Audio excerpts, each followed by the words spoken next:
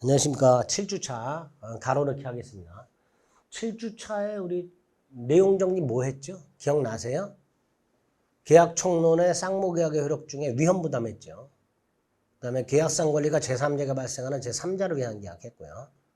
채무 불이행을 이유로 계약 해제했죠. 매매. 매매에서는 계약금하고 담보책임 환매, 교환, 그다음에 임대차, 임대인 권리무, 임차인 권리무, 임차권 양도 전대, 뭐 이런 것들 아주 중요하죠. 그런 거 했습니다. 자, 그와 관련된 이제 가로넣기 한번 확인해 볼게요. 자, 1번은 쌍무계약 당사자 일방의 채무가 예컨대 매도인 갑의 채무, 토지 인도 채무 또는 건물 인도 채무가 땅이 수용이 되거나 건물이 지진으로 멸시되면 양당사자의 귀책세 없이 갑은 이행할 수 없게 됐죠. 그때 그 불능이 된 채무의 채무자는 상대방에게 이행을 청구할 수 없다. 채무자 위헌부담이 원칙이죠. 그래서 매도인은 대금 청구 못한다. 미리 받은 계약금은 반환해라. 그랬죠. 단 쌍무계약의 당사자 일반 갑의 채무가 채권자의 귀책 사유로 불능이 되거나 채권자의 수령지체 중 양당사자의 귀책 사유 없이 불능이 된 경우, 이때는 채권자가 위험을 부담하죠. 채권자가 위험을 부담한다는 건 뭐예요? 매도인은 매수인에게 대금을 청구할 수 있다. 이렇게 되죠. 물론 매도인이 뭔가 이득을 얻은 게 있으면 그 이득은 상환해야 된다 그랬죠. 1번, 2번. 1번은 채무자 위험부담, 2번은 채권자 위험부담이고요. 특히 채권자 위험부담 두 가지. 채권자 귀책 사유로 불능, 채권자 수령지체 중 불능. 네, 두 가지. 채권자가 위험부담하는 거. 3번은 제3자를 위한 계약인데, 주택 분양보증은 분양자와 분양보증회사 사이에 수분양자를 위한 제3자를 위한 계약인데, 부장자가 분도하는 것을 조건으로 하는 조건부 제3자를 위한 계약이죠. 조건부 제3자를 위한 계약입니다. 그리고 수분양자는 권리만 취득하는 게 아니라 의무도 부담하죠. 4번 제3자를 위한 계약에서 제3자의 권리는 제3자가 계약의 이익을 받을 의사를 표시, 이거 뭐죠? 수익의 의사 표시라고 하죠. 수익의 의사를 표시한 때 그 제3자 권리가 생기는데, 이 수익의 의사 표시는 누구한테 해야 된다 그랬죠? 채무자죠. 조문은 채무자라고 돼 있고요. 채무자는 누굴 말하죠? 낙약자를 말하죠. 낙약자. 요약자가 아니라 제3자를 위한 게 낙약자가 채무자라고 그랬습니다. 채무자에게 수익의 의사를 표시한 때 생기죠. 자, 5번 계약을 합의 해지한 경우에도 해제와 마찬가지로 소유권은 매도인에게 복귀가 되고요. 그 매도인은 매수인을 상대로 말소 등기를 청구할 수 있죠. 그게 뭐죠? 원상회복 청구권이면서 소유권에 기초한 물권적 청구권이죠. 복귀한 소유권에 기초한 물권적 청구권. 따라서 소멸시에 걸리지 않는다. 이렇게 되어 있죠. 6번 당사자 일방이 채무를 이행하지 아니, 이게 뭐죠? 이행지체죠. 544조에서 뭐라고 되어 있어요? 상대방 채권자는 상당한 기간을 정해서 그 이행을 뭐 할 수 있고 독촉할 수 있고 그 기간 내에 이행하지 않으면 계약을 해지할 수 있도록 되어 있죠. 7번 당사자 일방이 계약을 해지하게 되면 각 당사자는 상대방에게 무슨 의무가 있다? 원상회복 의무가 있죠. 특히 반환할 금전에는 이자를 가산해야 되는데 언제부터죠? 받은 날로부터죠. 받은 날. 받은 날의 다음 날이 아니라 받은 날로부터 이렇게 되죠. 자, 8번 매매계약의 성립권에서 매매예약, 매매 일방예약은 언제 매매 효력이 생기죠? 일방예약은 매매를 완결할 의사를 표시하는 때.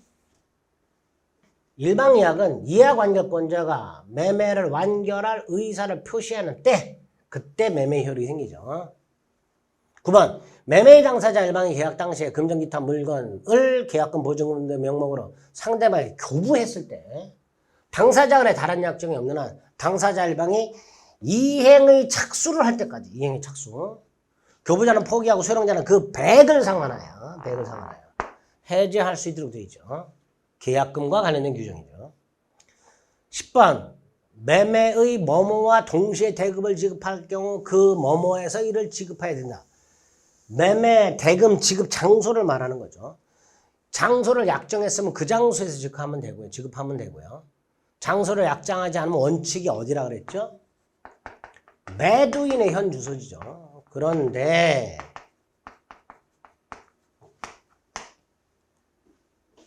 매매의 뭐뭐와 동시에 대금을 지급한 경우 목적물의 인도와 동시에 대금을 지급하기로 했을 때는 어디서? 인도 장소죠. 예외죠. 매매의 목적물의 인도, 목적물의 인도와 동시에 지급하기로 했을 때는 그 인도 장소에서 지급하는 예외가 있었죠. 대금 지급 장소에 약정이 없을 때 원칙이 인도 장소라 그러면 안 돼요. 원칙은 매도인의 현 주소지고요. 목적물의 인도와 동시에 지급할 경우에 인도 장소입니다. 헷갈리시면 안 되고요. 12번 타인 권리를 매매한 자, 전부 타인 권리죠.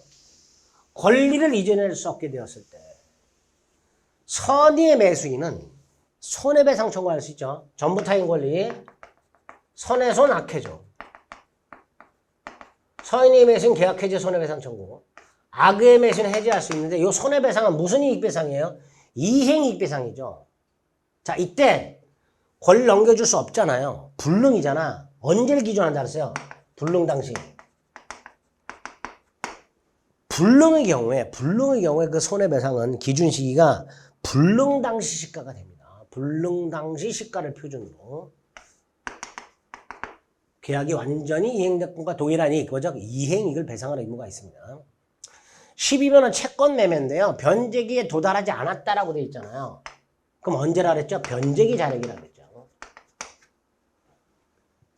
원칙은 계약 당시고요. 단 변제기가 도달하지 않은 채권은 변제기 자력이라고 그랬습니다. 13. 판매기간 부동산 5년 넘지 못하고 동산 3년 넘지 못하죠. 넘으면 단축하고요. 한 번 정한 기간은 연장 못하며 기간 정하지 않으면 5년, 3년이 기간이 되죠. 14번 뭐뭐한 후 임차인이 사용수익을 계속하고 임대인이 상당 기간을 이해하지 아니한 때 법정갱신이죠. 639조. 기간 만료죠. 기간 만료. 임대차 기간이 만료했어요. 그럼에도 임차인이 사용수익을 계속하고요. 임대인이 상당 기간을 이해하지 않아요. 그러면 이전의 임대차와 동일한 조건으로 다시 임대차한 걸로 보되 제3자 제공담보는 소멸하고 635조의 해지 통고가 가능하죠. 그게 639조 법정 갱신에 관한 거죠. 15번은 622조 대항력이죠. 622조 대항력이 뭐였어요? 건물 소유 목적 토지 임대차. 다른 거 안 되고 건물 소유 목적 토지 임대차. 그 임차권을 등기하지 않아도 임차인이 그 건물을 등기하면, 건물 등기가 뭐예요? 건물 소유권을 등기하면 그때부터 제3자의 임대차 효력이 생기도록 622조의 규정이 되어 있죠. 자, 16번은 임대차 종료 시에 청구하는 게 뭐예요? 유익비죠. 필요비는 지출할 때 청구하고요. 유익비는 임대차 종료 시 가액증가 현존할 때 청구할 수 있죠. 17번 법정질권인데요. 여기 왜 들어가 있을까? 다 필요 없고요. 뭘 압류했어요? 동산 압류했죠. 그럼 뭐라 그랬죠? 질권과 똑같다고 그랬죠. 임차인 소유 동산을 압류하면 질권이라고 했고요. 임차인 소유 건물을 압류하면 저당권과 동일한 효력이 있다 그랬습니다. 자, 18번 마지막 629조. 임차인은 뭐 없이 임대인의 동의 없이는 임차권을 양도하거나 전대하지 못하고 만약에 이걸 위반하게 되면 임대인은 뭐 할 수 있고 해지할 수 있죠. 임차권 양도 목적물 전대에 관한 제한이죠. 뭐 이런 것들이 우리가 했던 내용들입니다. 기본이 되는 것들이니까 가로 넣기에 그 가로를 정확하게 숙지를 못해도 어떤 게 들어가는 거거나 대략적으로 좀만 알고 계시면 충분합니다.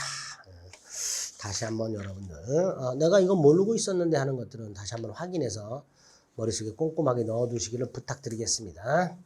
요약할 때 말씀드렸지만 아직 시간 많으니까 너무 조급해하지 마시고 정해진 그 시간표대로 예복습 철저히 해주시면 충분히 합격할 수 있다라는 거 자신감을 가지고 마무리해 주시길 다시 한번 부탁드리겠습니다. 고생하셨습니다.